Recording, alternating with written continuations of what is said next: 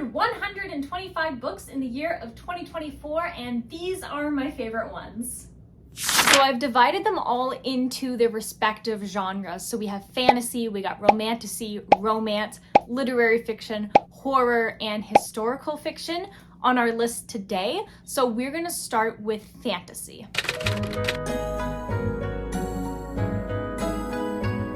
I am of course gonna start with the Stormlight Archive series by Brandon Sanderson.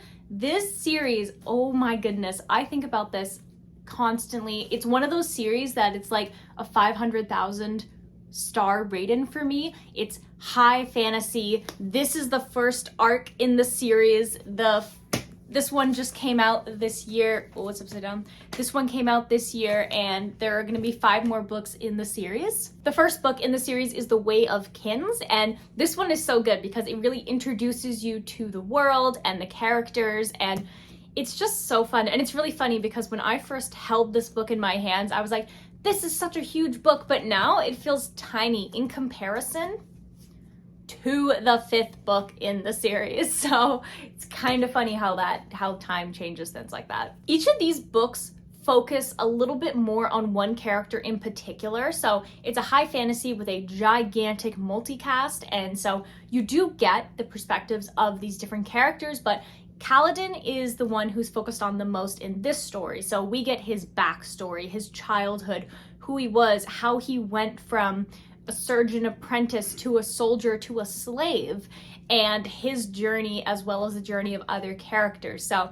he's a big focus on in this book, and this book is really, really good. And just the prologue of this book is one of the best prologues ever. The second book in this series is Words of Radiance, and this is my favorite book in the entire series.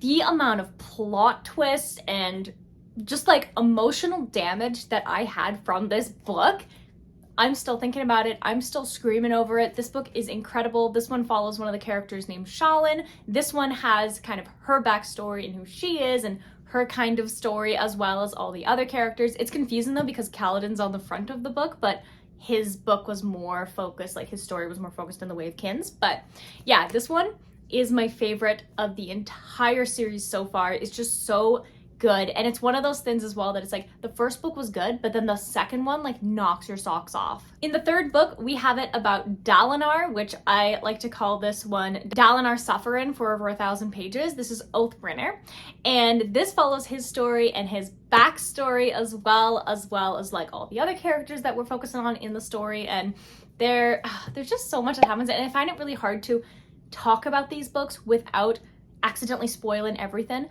because everything is just, it's just so good. This is like such a beautiful, perfect, amazing book. This is another book that had me screaming. The entire series has me screaming, but poor Dalinar, like, oh, this poor man, he's so much suffering. The fourth book in the series is Rhythm of War, and it has a picture of Shalin on the front, but it is not Shalin's story. This is actually more focused on a character named Venli, who I will not say too much about, but that's all I'll say about that character. And honestly, I don't really like that character, but I liked reading her story and her backstory and like the decisions that she made and how she ended up doing what she did and how that kind of evolved and how her character has grown. There's also really good focus on some of the other characters that don't get as much highlight, like Navani. She gets some really good scenes in this book as well, and it's so good. And then this one came out at the beginning of December, and this is the 5th book, which is Wind and Truth.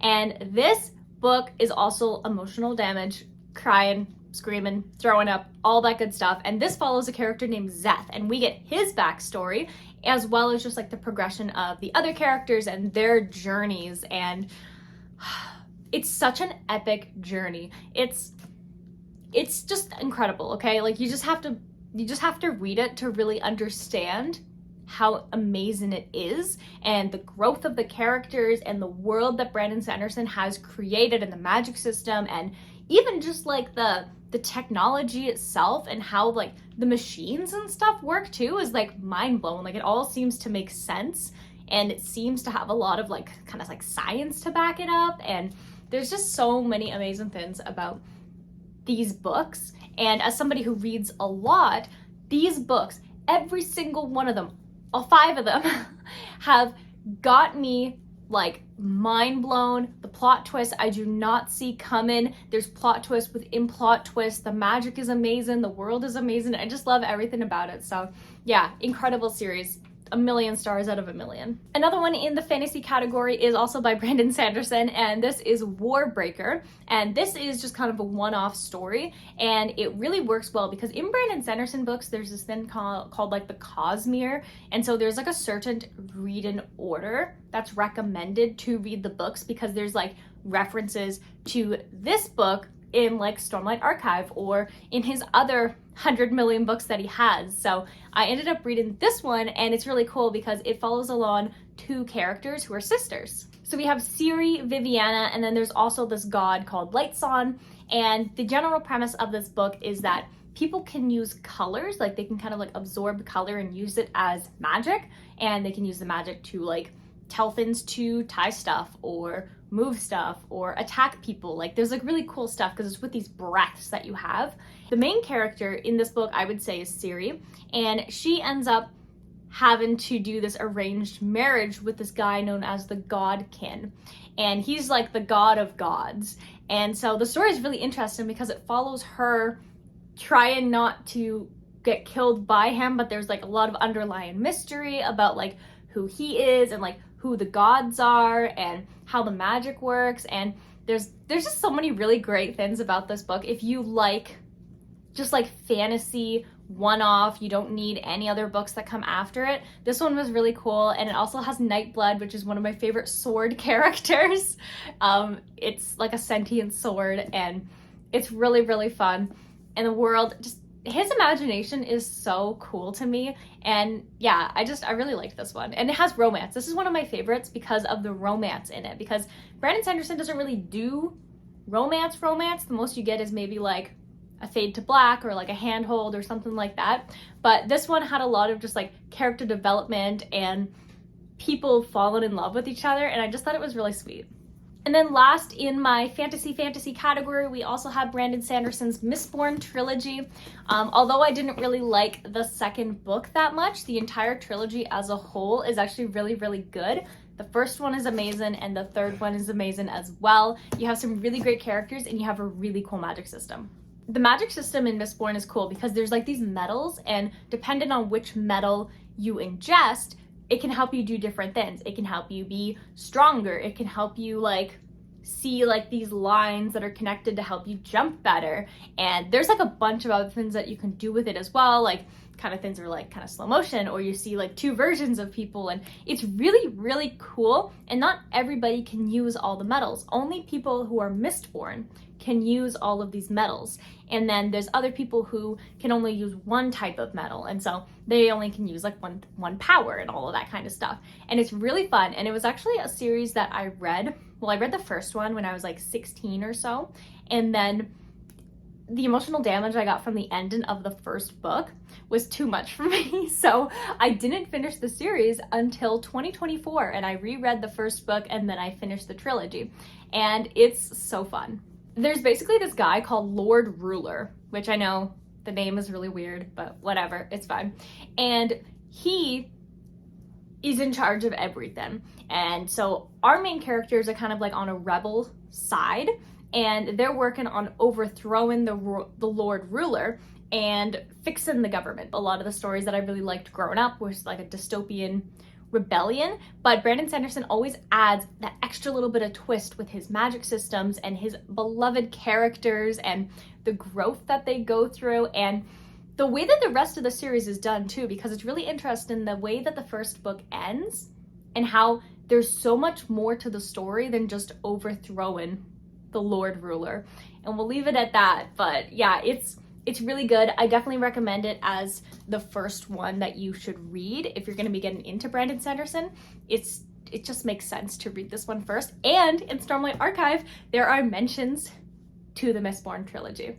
So that's all we got for the fantasy genre. And now we are going to be moving over to the romance genre.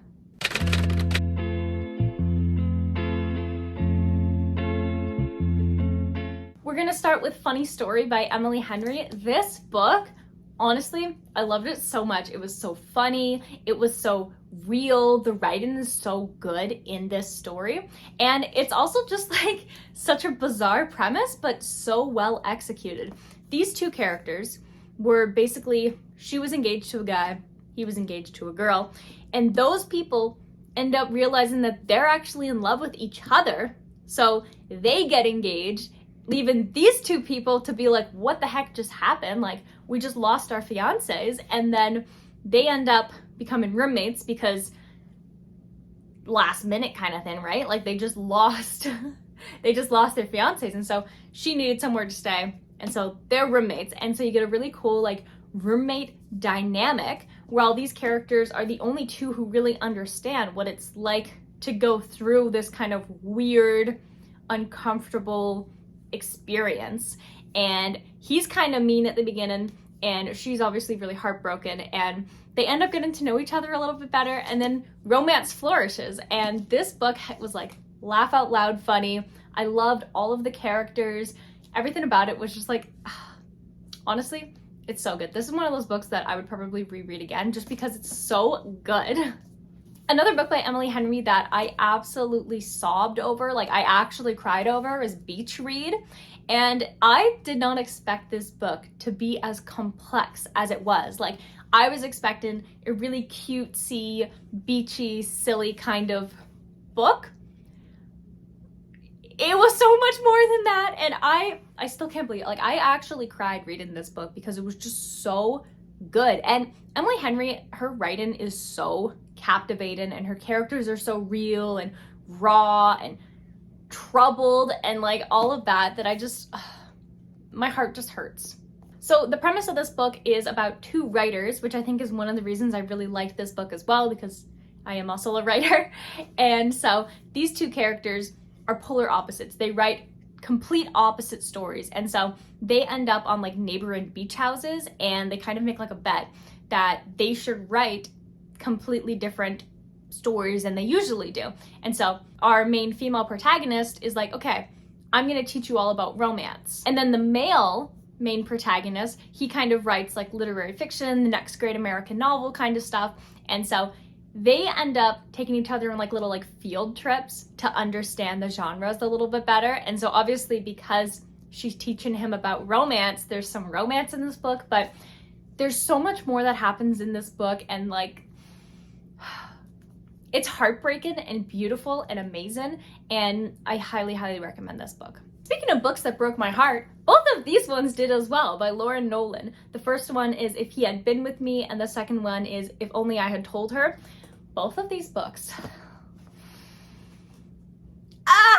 Lauren Nolan's writing is so poetic, and it just like, it's so captivating and just, it's so beautiful. I've never read anything like the way that she writes, and I love it so much. And this story, it is so tragic. It is a tragic love story, and it is so, so fun. It basically follows our main character, Autumn, and it follows her as she basically grows up from like a younger kid to a mature high school student. And that sounds, it's one of those stories that it's like, it's hard to explain why it's so good unless you read it and you understand, you kind of like that kind of thing. For me, my favorite stories of all time is just following along a character as they grow up. And so she used to be best friends with this guy named Finney, but then once they started high school, they started to like separate and don't really interact and that kind of stuff, but she's always loved him.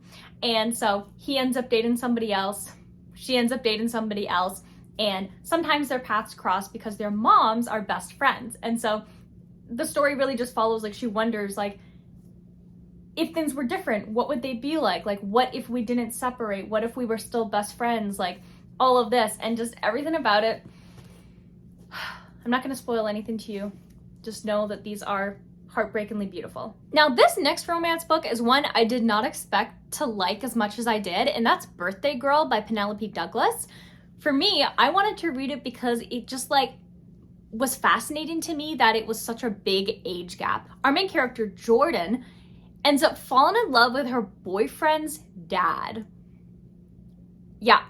And I was like, you know what? I never read anything like it. Let's read it. This is actually way more wholesome than you would expect it to be because like the relationship that the characters have is actually really well done and they feel very real, and Jordan is very mature for like a 19-year-old or 18-year-old, however old she was, and the dad and like the constant like will they, won't they kind of like tension, and then the fact that it's like her boyfriend's dad and like she moved in with the boyfriend and like with the dad because they needed money and they couldn't afford a place to stay together. And so it's a really interesting dynamic, and it's also very nice. It's not as spicy as you would think, to be honest. That was my disappointment, actually. It wasn't as spicy as I wanted it to be, but it was actually really good, and I think about this story all the time.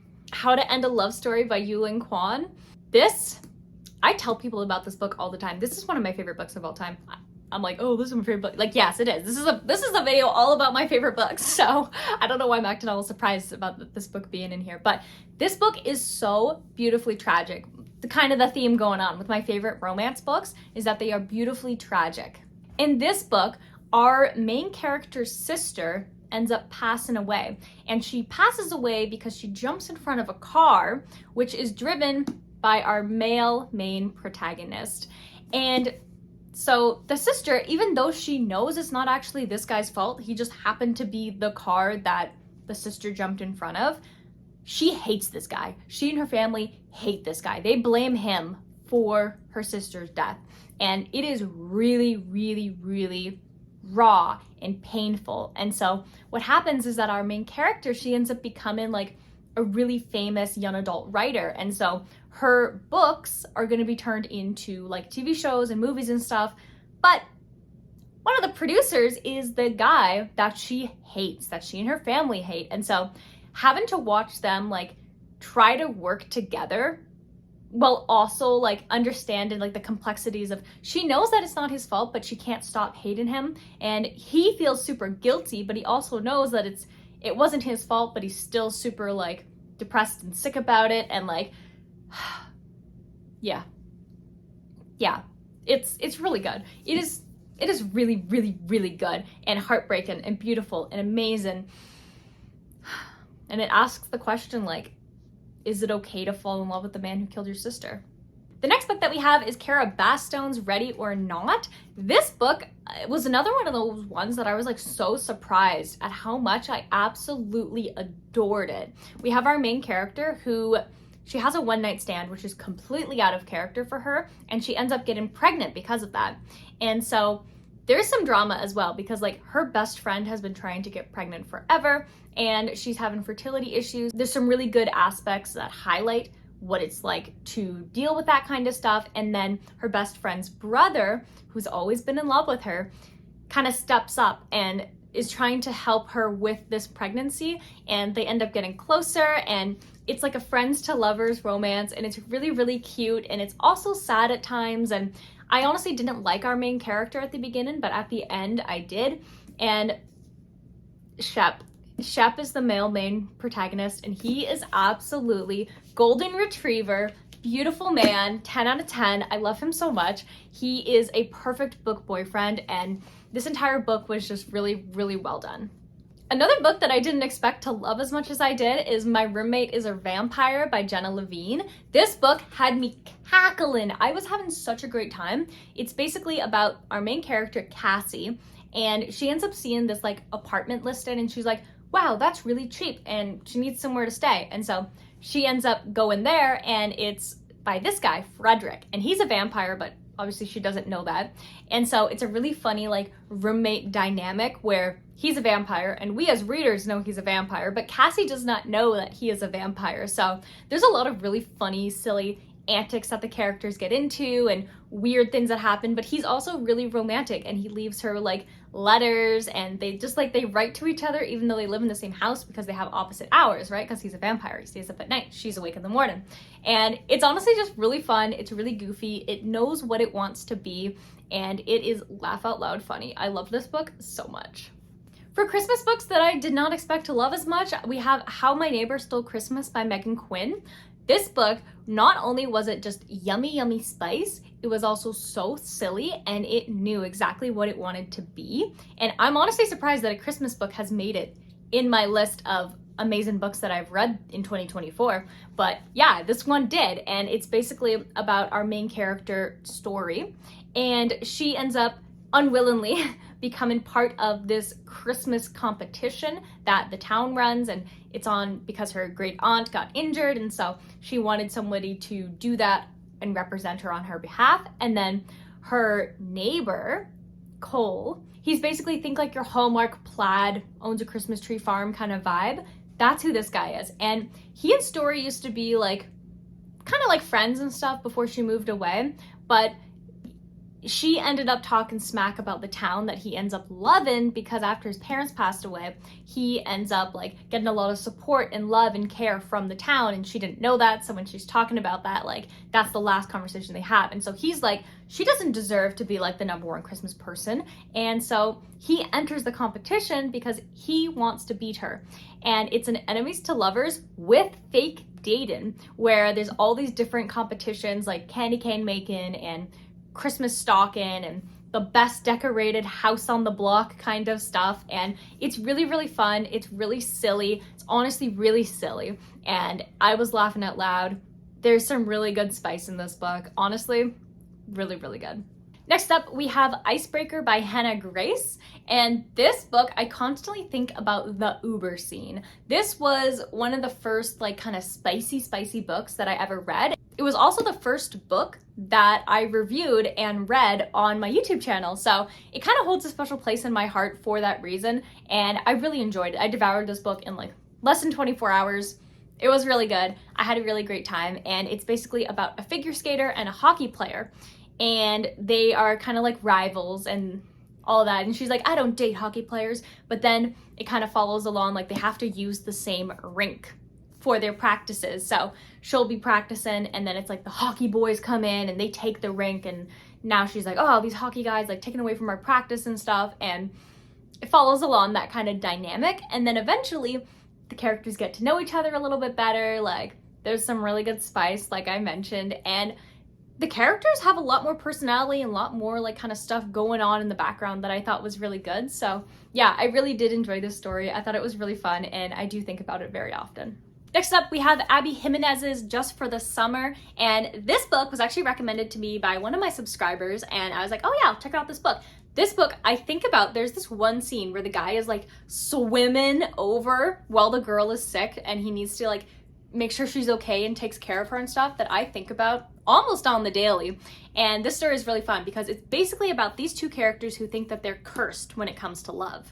And so any person they date, after they break up with that person finds their soulmate. And so they kind of joke about it, like they actually meet on like through Reddit. And so they end up kind of joking like, okay, let's like fake date, like take each other on a date kind of thing, just for the summer, and then we'll break up, and then we'll find our soulmates that way. And as you can imagine, fake dating always leads to actual feelings. And so having that kind of story, it was so good. And I think about it, and I'm such a sucker for like character gets sick and other character has to take care of them when they are sick. But it's also like a lot more going on too. Very similar to like all the other romance books that I love. There's more complexity to the characters. There's more tragedy to the characters. And this is one of those books that I was like standing up and I was like, what's gonna happen next? Like this was just such a really great time.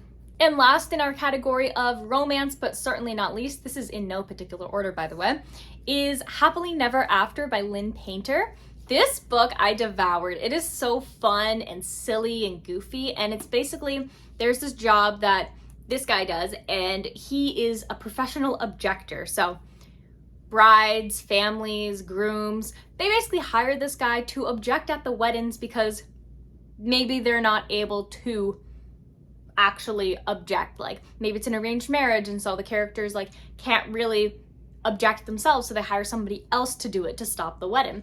And so he ends up getting hired at her wedding, and so she ends up learning more about him and his job, and she's like, you know what, that sounds pretty cool. So she also becomes a wedding objector, and so they're wedding objectors together, and they start to fall for each other, and there is like a wedding coming up that they're gonna go to, but it's like his ex-fiance, and things get a little bit messy and a bit complicated, but yeah, it's a fun romance. It's very short, it's very sweet, and I had a really good time, and Lynn Painter's writing is very captivating. Next up, we have definitely the biggest category, which is Romantasy.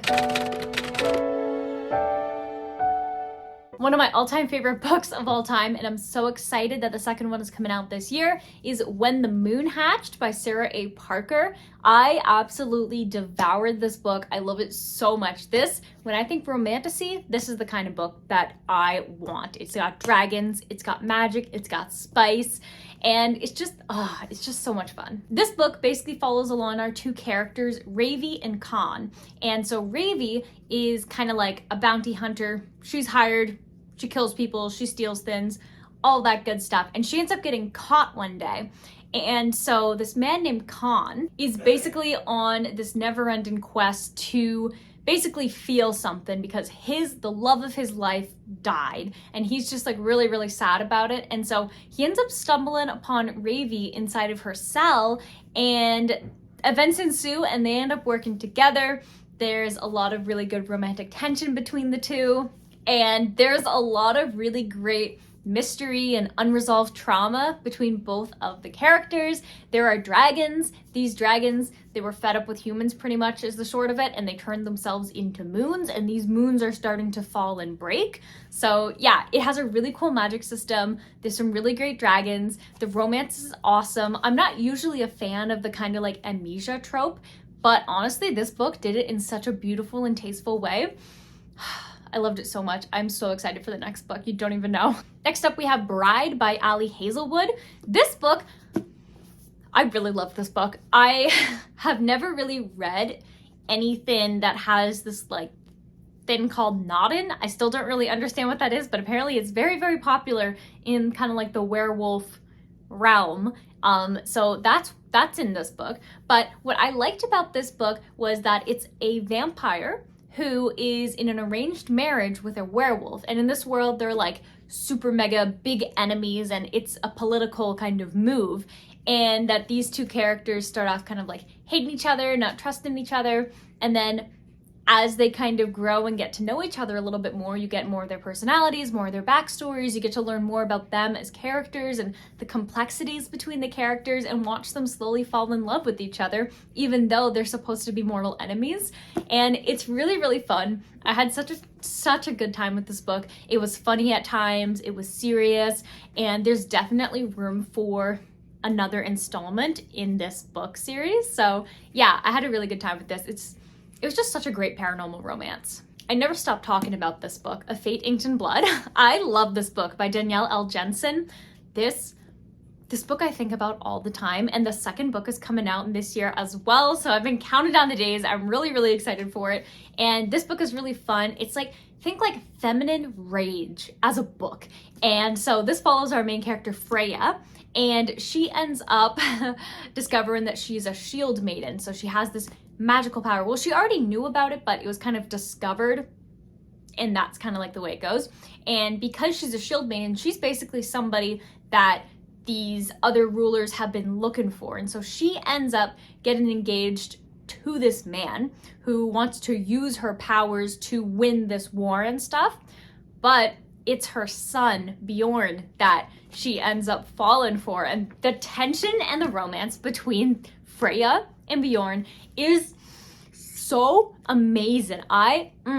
This is tension done right, and it's really great because he basically has to be kind of like her guard because the gods had willed it, and so he's just supposed to be her guard, and it's just like, oh, it's so good. There's a lot of really great like Norse mythology inside of it. There's a lot of really great magic. I love all of the characters, and just the romance in this book is absolutely phenomenal.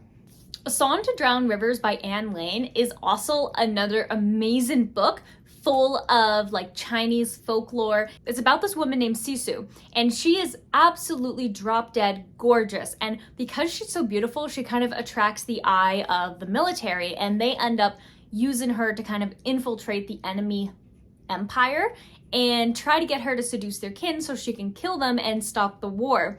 And it's really, really interesting in like how complex the story gets with her relationship between the man who trains her to be the perfect poised woman and the relationship between her and her best friend who ends up coming with her as well to like kind of like help her. And then also the relationship between her and the enemy emperor is so interesting and so well done.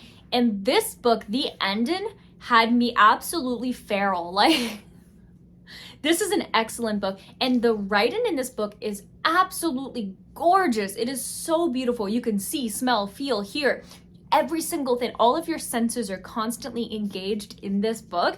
And it's just absolutely beautiful. I loved it so much. And I learned so much about the story of Sisu, and that I ended up reading afterwards because I was like, oh, what was this inspired by? So good. If you haven't read this book, definitely add it to your TBR.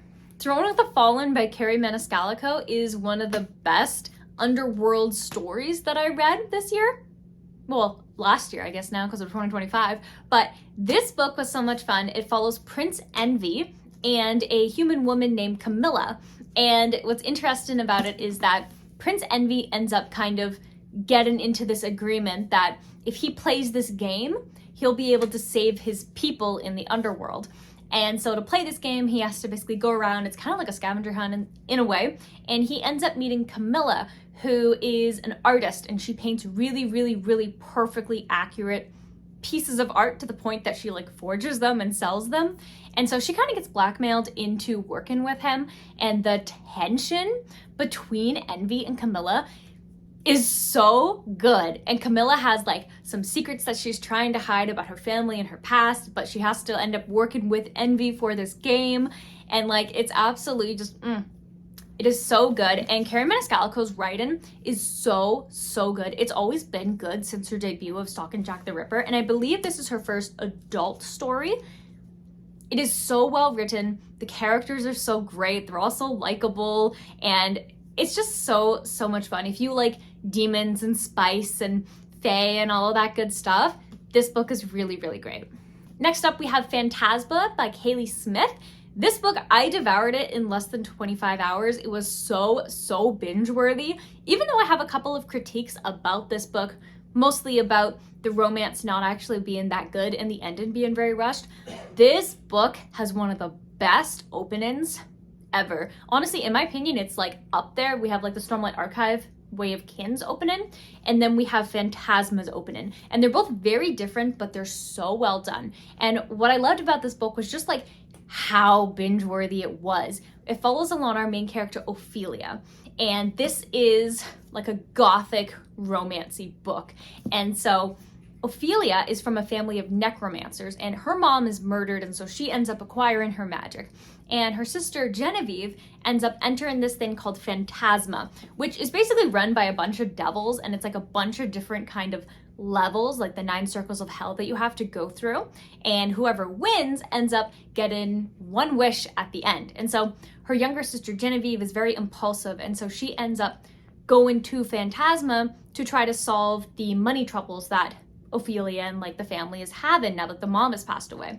And Ophelia, being the big sister, is like, wait, no, don't do that, and goes after her sister. But then she doesn't even know if her sister's actually in Phantasma because she's separated in a completely different group. And so she has to do all of these trials, and you have to get up to like the 7th level before you can see the other contestants. And these trials are hard. Like, sometimes you have to kill somebody. Sometimes you have to make a deal with the devil. Sometimes, like, if you don't survive, you don't survive. And some people, they just kind of like make a deal to get out of the game. But once you're out of the game, you're out of the game. And so she ends up meeting this phantom. And this is kind of like where the romance starts to come in, where she meets the phantom, and he basically is helping her win Phantasma. And that's pretty much the short of this book. It's really binge worthy. It has the best gothic vibes. It is such a vibe. Yeah, I had a good time with it. Despite its faults, I still really liked it. Next up, we have the Infernal Devices trilogy by Cassandra Clare. We have the Clockwork Angel, the Clockwork Prince, and the Clockwork Princess. And all three of these books, I feel like I have to talk about it as a whole because honestly, the first book, I didn't even really like the first half of it, but all of the other books are incredible. The books follow along our main character, Tessa Gray, and she has this kind of like Clockwork Angel necklace that she got. And the story basically starts off with her getting kidnapped, and she ends up getting saved by these two boys who, there is of course a love triangle. I am not a love triangle kind of person, but I actually really liked the romance in this book. I thought that it was like, oh, like you want to be with this character, you want to be with this character. But yeah, it has a lot of really cool like world building, and there's these shadow hunters that basically fight demons and stuff. And so she kind of gets pulled into that with these shadow hunters as they are fighting the demons, because they discover that she has a power, which is why she was kidnapped, that she can pretty much shapeshift, and that's a really big part of this book. So the first book is, like I mentioned, I didn't really like the first half of it, and honestly I almost dropped the series, and I'm so happy I didn't because the rest of this was so good. In the second book, The Clockwork Prince, the story furthers even more. So we have our two male love interests, Will and Jem, and our main character, Tessa. And basically there's this guy called like the Magister, and he's been creating like an army of clockwork creatures, and he wants Tessa because of her powers. And so he's our big bad guy that they're trying to fight against. So they're basically in this book trying to figure out who he is and what his grudge is against the shadow hunters and like what his big plan is. And the relationship between Tessa and Will and Jem really grows even more in this book, and it's just heartbreakingly beautifully tragic. And then The Clockwork Princess is honestly a perfect conclusion to the book. Not going to give anything away, but the epilogue in this book is probably one of the best epilogues ever, like of all time. This is what I wish all epilogues were like. It's literally like this much of an epilogue, and it's absolutely perfect. It's so heartbreaking. I was like sobbing over these books. This entire series, even though the first one is a little bit hard to get into in my opinion, the rest of the series is so worth it, especially for the conclusion, how this book ends. So good. Next up, we have Hidden Gems. And these hidden gems are the Shadow Realms series by Brenda K. Davies. There are actually 11 books out as of my knowledge right now, and I've only read the first 9 of them so far. So the first 6 books in the Shadow Realms series follow our main characters Lexi and Cole. So Lexi is a human girl and Cole is a dark fae. And the series just starts off with the aftermath of a war, which I honestly think is a really cool setting because usually it's like before a war or during a war, but not usually after a war. So there's this setting and it's like this big party that's happening. And so Lexi and Cole end up meeting, and this is how their story kicks off. And it's actually so fun. And this is a completely self-published series by Brenda K. Davies, and it is so good. So these 6 books, without spoiling anything, and there are some really great things that happen in these series, some really great plot twists as well, is that this man named the Lord is kind of in charge of everything and everyone, and he has lost his mind because basically what happens is people sit on this throne of this annihilated race. Only that race could sit on the throne without losing their mind, but that race is gone. And so the Lord was originally this like normal kind of guy, but after so many years, the throne has torn away his mind and everything about him. So he's super unstable. He's in charge of all of the dragons, so he sends them to burn people. If people even just look at him a weird way, he's going to hurt them, hurt their families, all of this. And so Lexi and Cole and friends, their entire mission and goal in these 6 books is to basically overthrow this guy and figure out how can they solve the issue of people losing their minds on their throne. And maybe it's like every year they kind of swap people out or people go to different spots. So it's really cool the conclusion that they do come to, and all of the different magical creatures that you meet, because I find that a lot of times in fantasy, in romantasy, there's only some creatures, but there are so many magical creatures in this series. You've got the usual like dragons, but you also got vampires, you've got werewolves, you've got zombies, you've got demons, you've got different types, like all the different types of fae, you've got witches, like there's so many, and it's so much fun, and I absolutely love these books.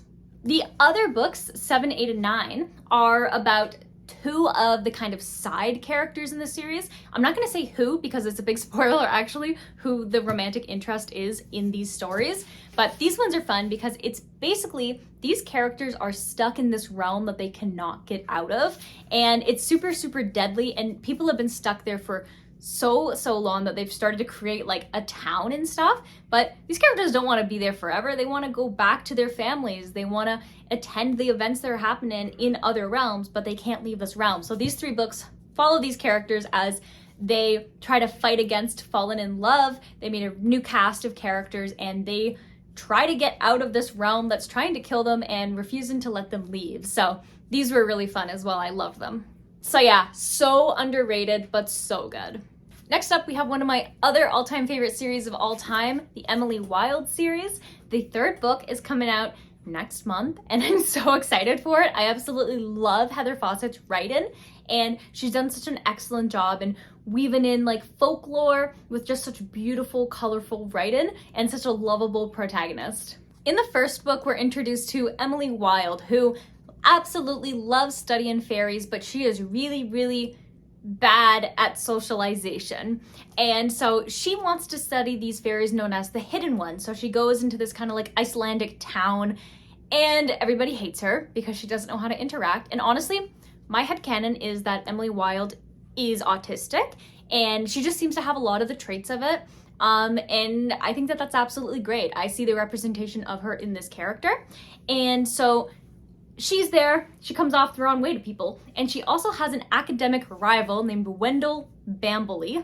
Bambley. I always call him just Wendell. But he ends up showing up to her research site in this like Icelandic area and is like, wow, you've made a mess of things. And he is so funny. I love him so much. He's so eccentric and he's such a great compliment to Emily's character. He's very warm and people really just like trust him pretty much immediately. Whereas Emily, she always comes off the wrong way, but she's just so good at what she does when it comes to studying fairies and their world and stuff. So it's the rivalry between these two characters who eventually end up working together to discover the Hidden Ones. And there's a really cool scene where they enter like the world of fairy and you really understand just like how dark fairies can be. They're not always these cute magical little floaty guys. There's actually a lot of dark history and lore to them. So this book does a really good job in kind of highlighting that. And in the second book, we have Emily and Wendell on their next adventure, and Emily is trying to create this map of fairy. That's her goal of this book. And Wendell basically has a big secret, and they end up working together to try to find this door to enter certain parts of fairy. And she has to figure out, like, what are her feelings for Wendell? Like, is it dangerous to love him? Is it not dangerous? Like, what does it mean? So this was really cute, and there was a really cute scene with them in the tent, and just, so good. I love Heather Fawcett so much. Her writing is just unparalleled. Another book that is about fairies and fae and all that good stuff is Half a Soul by Olivia Atwater. This book was so good. It had me giggling, it had me kicking my feet over the romance and the story between our main character, Dora, and our main male love interest, Elias. It's so good. Elias, originally, she does not like him. She thinks he's this really mean, rude, grumpy guy. And then it turns out he's not actually, and he's actually really sweet and gentle and kind underneath. And he's like a Lord Sorcerer, and so he is basically kind of ends up working with Dora, because what happens is that when she was a little kid, half of her soul was taken by a fairy. And her cousin actually saves her from losing her whole soul because her mom had actually promised her firstborn child to a fairy. Bad idea, don't do that. And so because of that, all of her emotions and the way that she behaves is completely like not acceptable in society. And this is like during the Regency period. So a lot of that is like even more important in this time if she wanted to get like a husband or anything, but she always rubs people the wrong way because she doesn't know how to express emotions properly and behave properly. And so it's really interesting to see how she interacts with people and how she interacts with Elias and really just like the growing relationship that they have. And it's really cute and it's really magical and I really love this book. but no man will I fall in love with more than Jax from the Once Upon a Broken Heart series. We have the first book, which is Once Upon a Broken Heart. Absolutely beautiful book. We have The Ballad of Never After and A Curse for True Love. So in the first book, we're introduced to Evangeline Fox, who is an absolute sweetheart. She's basically just like such a believer in love and happily ever after, and like all of this really great stuff. It's so cute. I love her character. She's very wholesome and nice. And so she ends up making a deal, this Prince of Hearts named Jax. And because she does that, because the man that she loves is going to marry somebody else. And she's like, that's not right. And so she makes this deal with Jax. But the thing is that deals with princes and kind of gods and beings like this don't always go the way you think it will. And so he basically turns everybody at the wedding into stone, so the wedding cannot happen. And she's like, that's not what I wanted. And so some stuff happens, and she ends up having this kind of new deal where Jax has to pick 3 people for her to kiss. And that's kind of part of like the game. So she has to be with him for this, for him to actually like grant the wish and the stuff that she wants. But throughout the entire story, she ends up finding herself falling for Jax, who cannot fall in love. They say that if he kisses someone who's not his true love, that person's going to die. And so it's so good. I just imagine falling for someone and you can't even kiss them because you don't know if you're not their true love, like you're just gonna die. And it's absolutely just amazing. In the next book, which honestly, the way that other book ended had me screaming.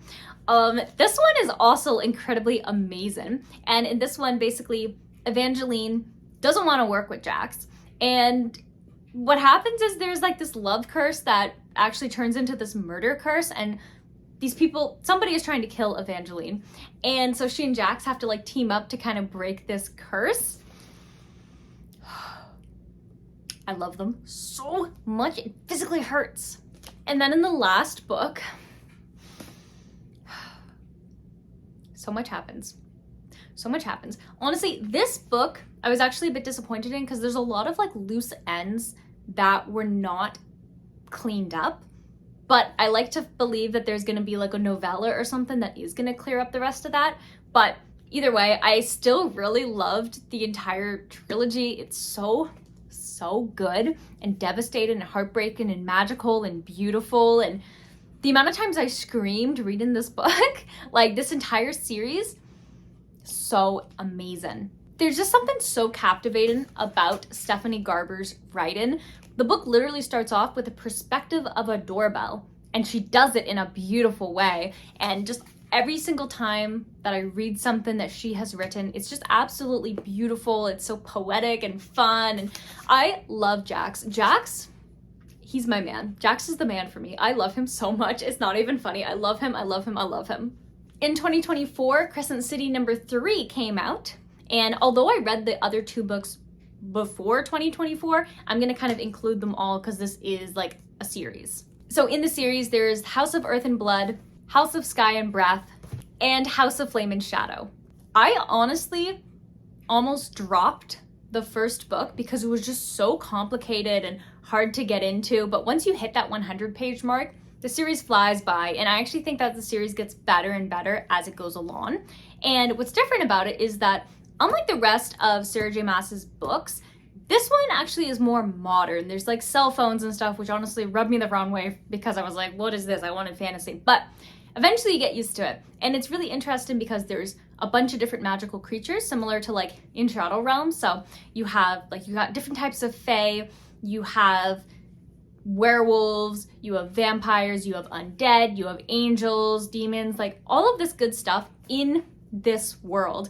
And it follows along a bunch of characters, but our main character is Bryce, who is half human, half fae, and her best friend Danica ends up disappearing. And so the story is basically her kind of investigating like what happened to her best friend, like what actually happened to her, what was her involvement in things, and she's uncovering these clues, and she ends up working with this angel kind of like guard guy whose job is to hunt demons, and his name is Hunt. And so they end up kind of investigating things together, and the amount of plot twists in this book is actually really, really amazing. It makes you think you're going one way, and then suddenly you're going this way, and then it's actually this way, and you're like, whoa, what is going on? But yeah, the series isn't done yet, and I think this is one of the things you may have heard about Crescent City #3, is that people thought this was the final book, but this is the final book for Bryce's story. There are other books that will be coming out to clean up the loose ends and kind of like hints for other characters that were done throughout this book. But this was a really fun read. This second book, I actually liked it way more than the first one because I really understood the world better, and I think that the story in this one was better as well. And it's hard because I don't want to spoil anything for you. But yeah, this one, I honestly liked it a lot more. And the ending of this one was a crime that I had to wait for 2024 to happen so I could read the third book, because the third book is so good, and there's a crossover, and it's just like really fun. It's really well done, and I really enjoyed it. I know some people did not like it, but for me, I think that it was the best book in the entire series, especially knowing that the series is obviously not over yet. But yeah, I thought that it was really great. Oh, the next series that I'm going to show you is a duology that I absolutely love, as I do with everything, but this one I really, really love, and that's the Divine Rivals and Ruthless Vows books by Rebecca Ross. Oh, when I think about these books, I want to sob. I love these books so much. This is the perfect duology in my opinion. So in the first book, Divine Rivals, we end up meeting our main character, Iris. And Iris is a journalist, and what's happening right now in this world is it's kind of like World War I, and what is going on is instead of a battle with like humans, it's actually a battle between gods, a god and a goddess, and they're having a big fight, and that's causing people to have to draft humans to help fight depending on which side of the god that they believe in and like all of that. And so our main character doesn't even have to go fight. She's a journalist, which I thought was a really interesting kind of perspective, because usually in a book, your main character is going to go fight. But no, she's going to report on the fight, which is really fun. As somebody who has a diploma in journalism, it was kind of cool to read a character that was doing something that I was interested in. And so Iris is just trying to do her best, and she has this rival at work named Roman, and she thinks that he's really snooty and like kind of doesn't like her and all that stuff, but he's secretly in love with her. And so they hate each other in real life. Well, she hates him in real life. But she writes these letters with her magical typewriter. At first, she tries to write to her brother who got drafted, and she throws it in the closet, and then she gets a response back. But it's not from her brother. It's from somebody else that she doesn't know. Roman immediately knows, though, that it's Iris, and so they end up becoming like magical pen pals, but she still hates him in person, but she doesn't know that who she's writing to is Roman. So when she goes to the front lines for like to write more about what she believes in and stuff when it comes to the journalism aspect of it, Roman comes and follows as well, and they end up getting to know each other a little bit better, and it's just really good and really beautiful. And the way that the first book ended was so good that I had to run out and buy the second. And then in the second book, Ruthless Vows, it takes place pretty much 2 weeks after the events of the first book. And this is how you conclude a duology, in my opinion. This book was so well done and so heartbreaking. I still can't get over what Rebecca Ross had decided to do with some of those characters. But it's absolutely beautiful. I loved it. I think about it. And the propaganda in this book, and then I love it. I can't talk too much about this one without spoiling everything, because it's a huge spoiler for what happens at the end of the first book, but just know that this is honestly a perfect duology. I love it so much. If I could marry these books, I really would. I love them. I love them so much. And last but certainly not least, in the Romantasy genre, we have Born of Blood and Ash by Jennifer Armentrout, and this is the conclusion of the Flesh and Fire series. So in the Flesh and Fire series, you have A Shadow in the Ember, A Light in the Flame, A Fire in the Flesh, and Born of Blood and Ash. So this series, there's actually a special way to read it, because there's also the Blood and Ash series, which is basically takes place many years after the Flesh and Fire. This is kind of like a prequel series, but it all connects. So there's certain reading orders when you're reading Blood and Ash. Like you start with Blood and Ash, and then you read like the first 3, I believe, books, and then you read This one, there's like a whole thing for it to make sense. And it's just like the best way to read it. So definitely check that out if you're interested in reading the series. But what I was really excited about is that the final book came out in 2024. And I'm just, it was such a long awaited journey. And I'm so excited because now the story is going to continue in the Blood and Ash book that comes out this year in 2025. So the short version of this series, without spoiling anything, is this follows our main character, Sarah. And she is brought up as a maiden, and she is supposed to basically give herself away to the primal of death as a consort. And so she has basically never been allowed to show emotion, never allowed to show her face. She's not allowed to talk to people. She's super, super secluded. And her whole entire life has been about marrying this guy and then ultimately assassinating him. And so that's her entire life. And so when she is of age and she's ready to basically be taken by this guy so she can start her mission of like killing him to basically save their world that's slowly being eaten away by this rot, he basically rejects her. And she has to figure out how to get him to basically accept her, because this is her whole entire life. And so Sarah's a really great representation of somebody with social anxiety and someone who's depressed, and just the journey that she has as a character. I love Sarah as a character. She's absolutely phenomenal. And so in all of these books, you're basically just following along her. There's a lot of magic. There's some real good spice in this book. And it's just like so well thought out, and the world is so cool, and how it connects to all the other books in the series is awesome. And so when this book came out, absolutely loved it. I will say that there's way more spicy scenes than I feel like there actually needed to be, and that's somebody who loves spice. I just felt like the story was not getting on with it until like a little bit more than it should have been. But this was a really great conclusion to Sarah and Ash's story. And I think that there's also going to be like a novella or something that kind of talks about some of the events in between that we don't really get too much focus on regarding certain dragons and certain characters and all that. But I love this. I love this so much. And it just answers so many questions about like all the stuff that I've wondered for all of these years about Sarah and Ash and all of the other characters, and have so many theories and stuff. But so good. Yeah, this was honestly one of the highlights of the year.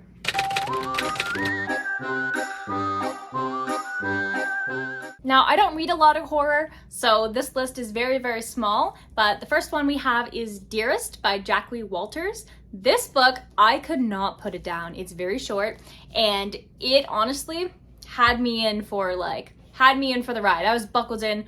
I could not stop reading this book. I read it in like one sit-in. It was so good. And it freaked me out too. It basically follows along a new mom, and so it's really cool because it's like an unreliable narrator. And so she's trying to take care of her newborn baby, and as you may know, newborn babies are very hard to take care of, especially if you're doing it on your own, because her husband is deployed. And so he's not there to help. She has a very strained relationship with her mom. Nobody pretty much there to help her. And so she's trying to take care of this baby. And so a lot of the stuff is like, is she sleep deprived, or is there something more like sinister going on? There's like this toy that keeps on reappearing, making all these creepy sounds. She has this imaginary friend that she had as a kid that now suddenly appeared to her and is like talking to her and trying to help her take care of the baby, and to the point where like she's so delusional that she actually does reach out to her mom for help. And then her mom shows up, and the dynamic is very strange because, like, you know, they had a very tough relationship. So she's trying to like work on that relationship, take care of her new baby, while also not like kind of losing her mind, because there's something going on in the book. And it's really cool because you don't know, like, honestly, this book feels like a fever dream. You don't know if what's happening is real or if she's just sleep deprived. And it's so well done. And last in the horror category, which some people may disagree with me because I know it is technically a dark romance, but I feel like horror is a better place to put it, and that is Haunted Adeline by H.D. Carlton. I am ashamed to admit that I really liked this book. It is basically about a woman who falls for her stalker. Yeah, and I don't know why. I don't know why it was so good. It was so interesting, and the spice I have never read spice like this. I thought, like, when I read Icebreaker at the beginning of the year, I was like, wow, like, this is really spicy. This is a completely different level of spice. I've never read a gunplay book. This has gunplay. There's just like so much that happens. There's like whole pages of trigger warnings for this book, but yeah, it also has like human trafficking and morally gray characters, and you're like, is he a bad guy? Honestly, I think he is. Like, Zayd is not a good person. He is not a good person. He can do good things, yes, but he's not a good person. But I don't care. I don't care. There's something wrong with me. I really liked this book. So those are the only two that we have in the horror category. Next up, in historical fiction, we have the entire Stalk and Jack the Ripper series. Starting with the first book, it is Stalk and Jack the Ripper by Carrie Maniscalco, and it follows along our main character, Audrey Rose. And this takes place, obviously, in the Jack the Ripper time period.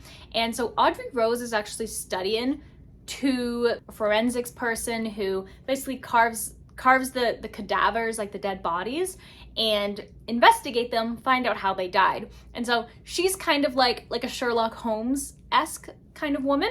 And obviously in this time period, it's not normal or even really allowed for women to have roles like this. And so it's really cool. It's got some really good feminist themes. It's got a really great main character. It's got Thomas Cresswell, who honestly, he doesn't shine as hard in this book as he does in the rest, but believe me, you'll fall in love with him. He's beautiful, he's amazing, he's incredible. And the mystery of the book as well, like figuring out who is Jack the Ripper. This is a series that gets better as you read it. So the first book I did really enjoy, but it's the second book that just sealed the fate of this series for me. And that's Hunting Prince Dracula. I absolutely loved this book. It had the gothic vibes that I'm obsessed with. It had Thomas Cresswell really just shining through in this series. You got Romania, you got vampire history, you got Audrey Rose and Thomas Cresswell working together, which is one of my favorite things ever. And it had so many twists. There's also a character named Ileana in this book, which is my name, so that's also kind of a bonus. But honestly, this was my favorite book in the series. It was so well done, and all of the setup from the first book just makes so much sense for the second book. And it's really fun because they are trying to get into this like prestigious school to study forensics. And so it's really cool because you learn a lot about Romanian history, and at the end of each book, there's also like the author's note that tells you about like the actual historic things that happened, some creative liberties that were taken, all of that, but it's really, really cool. Escaping from Houdini is the third book in the series, but in my opinion, it is the weakest, and I like to pretend it did not happen. So yeah, let's pretend that this book didn't happen, but the rest of the series is great. And Capturing the Devil, which is the final book in the Stalk and Jack the Ripper series. This one was so good. There's so many really great moments. There were so many plot twists. Everything made sense from like when I read the first book. You have to reread that first book once you finish the series, because there's so many little hidden parts that you think you solved the mystery, but wait, there's more. And I think that that's really cool. This book was really great. This is how to end a story. This was so well wrapped up. All the characters, the romance, the cute scenes with them together, just beautiful, fabulous, beautiful, beautiful. I loved this. And last but certainly not least, in the historical fiction category, we have All the Light We Cannot See by Anthony Doerr. This book hurt me. It really, really hurt me. It was so surprising and so beautifully done. What I really loved about this story is just that it's two very different people who end up crossing paths because of the war. And so we have our main characters, Marie Laurel and Warner. And so Marie Laurel is actually blind. And so she and her father are trying to escape from the war that's happening. And this is in World War II. And then Warner, he ends up actually getting drafted as a soldier because he's really good at like building and fixing things. And they are on completely opposite sides. Like, they're technically like enemies in this war. And so Marie Laurel and her dad are just trying to survive the war, and Warner is just kind of drafted. Like, he's just trying to fight for his country. And it's so emotional. I didn't expect that this book to hit so hard. Like, all World War II books definitely hit hard, but the way that this book ended and like the story between those two characters was just like really well done, and the ending, and just, this was a beautiful tragedy, as goes with a lot of my favorite books.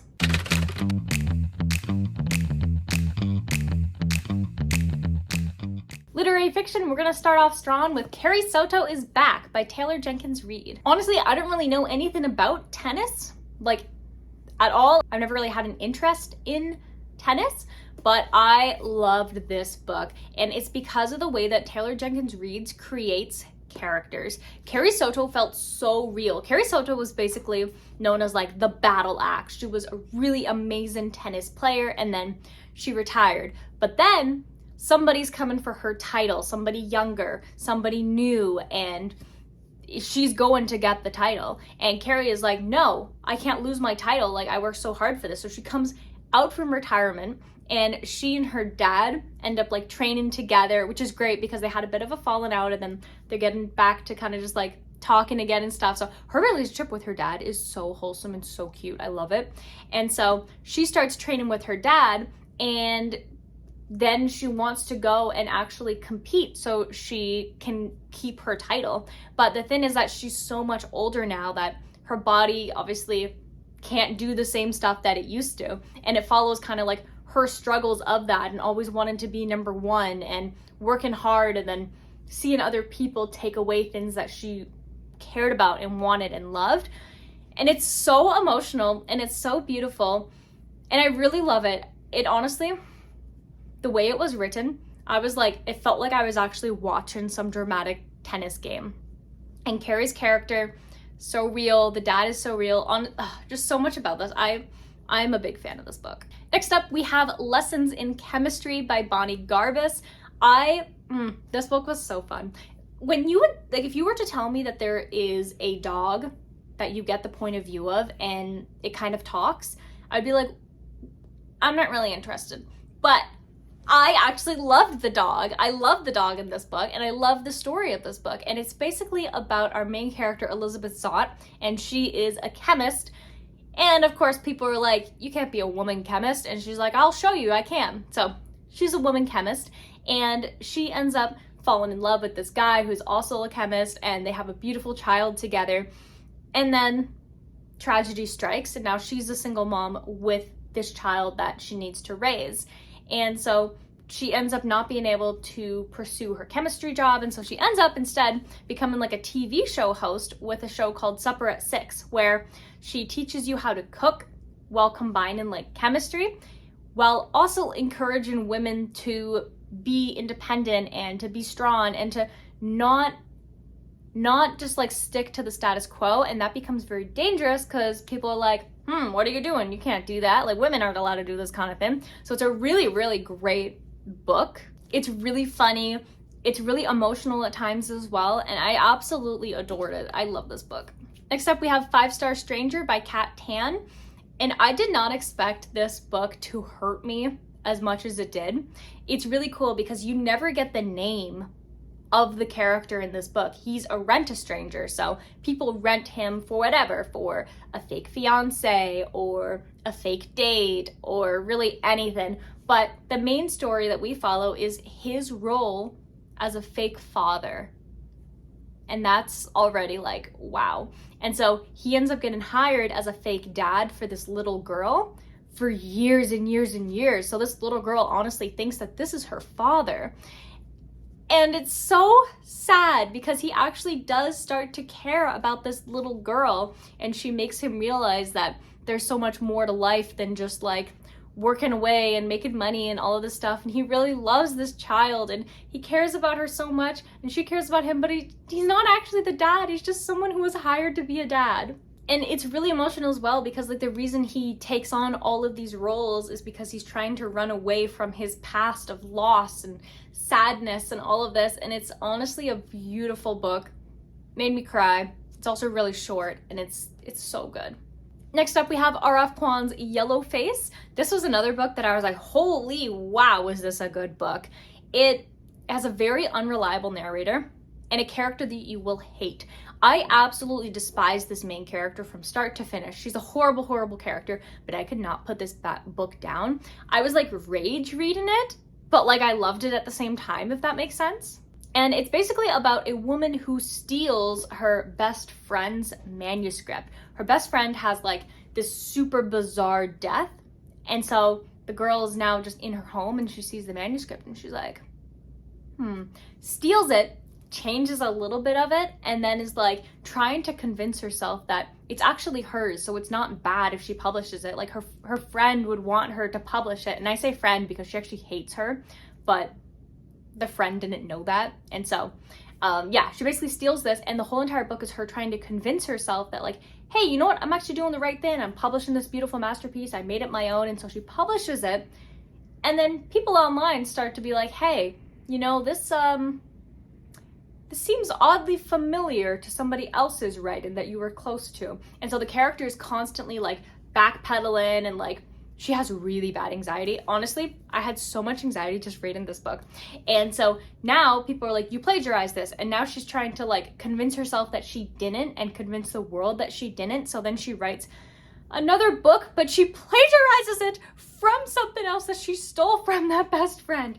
And the entire book is such, it is such just like a mess. It is the messiest thing ever, but it's so well done. It's so well written. It has so many really great themes in it as well, but it's weird because I'm talking about, I'm like, oh, this book made me so mad, but I also really loved it at the same time. It's a contradiction, and I hated the main character, but I could not put this book down, and I definitely recommend it.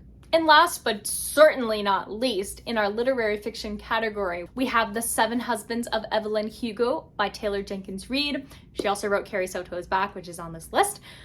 This is one of my favorite books of all time. I got the deluxe edition because of how much I love this book. It is an absolutely beautiful book. Look at this.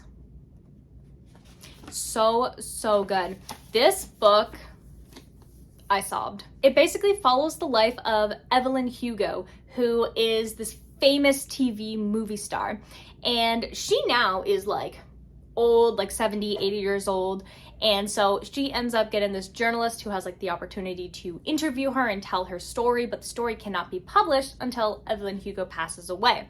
So that's kind of like the deal that they made. And so the entire story, we go from not liking Evelyn Hugo to understand an Evelyn Hugo, to love an Evelyn Hugo, and feeling bad for Evelyn Hugo. And it's beautiful because I think this is one of Taylor Jenkins Reid's talents for sure, creating such complex, likable, hateable, realistic characters that I honestly had to Google. I was like, is Evelyn Hugo, was this a real person? Like, she felt so real, and she still feels so real to me. And so does Monique and all of the other characters, and Harry and Celia, and like all of these characters. It is so good, and it's about just a woman's journey going from nothing to everything in the 1950s. It's also really, really tragic because it's like a woman falls in love with a woman, but that's not allowed in this time period. So it's the struggle that they have and the romance that they have, and like they can't love each other the way they want to love each other, and it's really tragic, and it's amazing, and I have so many feelings about this book. Incredible. Go read it, please. And that's it. Those are all of my all-time favorite reads of 2024 out of 125 books. I believe that was a little over 40 of them that I absolutely devoured and loved and just think about constantly. I feel like it's so hard to rank them too, so I didn't want to do these in any particular order. I just did it based on like, these are the books I like from these genres. And now I can share them with you. So I hope you found some really good reads. If you haven't read any of these books, I do have videos on the majority of the books that I've talked about. So you can see I have individual videos about each of them, and some of them about series as a whole. So definitely check those out if you haven't already. And if you haven't already, definitely hit the subscribe button and turn on the bell notification. That way you get notified anytime a new video comes out. If you enjoyed this video and you had an excellent 2024, definitely hit the like button, and I'll see you in the next video. Bye!